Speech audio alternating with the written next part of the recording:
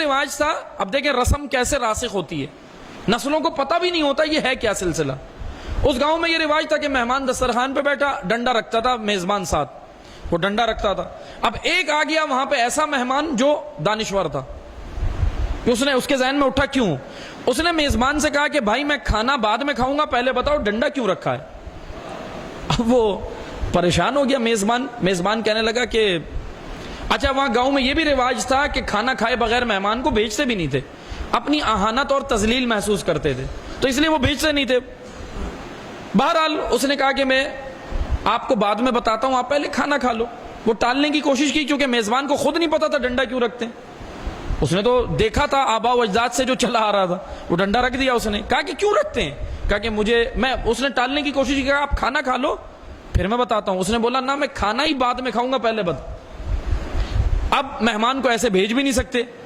اب اس نے پریشان ہو گیا, کافی دیر تک سمجھانے کی کوشش کی, بہرحال نہیں مانا وہ. اس نے کہا کہ ٹھیک ہے اب کوششیں کرتے ہیں. اس نے گیا محلے میں دوسرے لوگوں کو کہا کہ بھائی اب دیکھو کسی ایسے بزرگ کو دیکھو جو ڈنڈے کی لاجک بتائے, ہمیں حکمت بتائے کہ ڈنڈا مہمان کے ساتھ کیوں رکھتے ہیں. بہرحال وہ گیا, جا کر اس نے دیکھا تو ایک پورے گاؤں میں ایک شور مچ گیا کہ مہمان کھانا نہیں کھا رہا.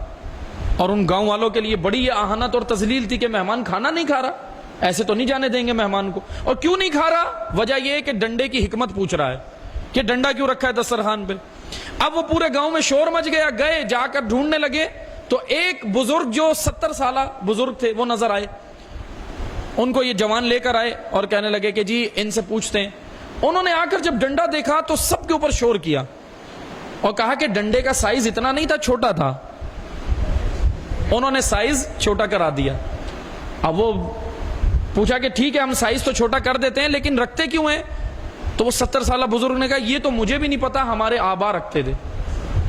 اب مہمان وہیں کا وہیں اٹکا ہوا ہے, مہمان کی سوئی وہیں اٹکی ہے. وہ کہہ رہا ہے کہ میں کھانا نہیں کھاؤں گا. وہ ایک سائنٹسٹ تھا, وہ ایک اہل قلم تھا, دانشور تھا. اس نے بولا کہ مجھے پتا ہو. بہرحال مختصر یہ کہ گئے جا کر پھر اور ڈھونڈنے لگے. ایک 80-85 سالہ بزرگ اور نظر آ گیا, 10-15 سال زیادہ ضعیف. اس کو لے آئے, اس بزرگ کو. اس سے کہا, اس نے آ کے پھر شور کیا کہ ڈنڈے کا سائز اتنا بھی نہیں تھا, اس سے بھی کم تھا. انہوں نے اور کم کرا دیا. لیکن جب پوچھا کیوں رکھتے ہیں, کہا یہ تو مجھے بھی نہیں معلوم.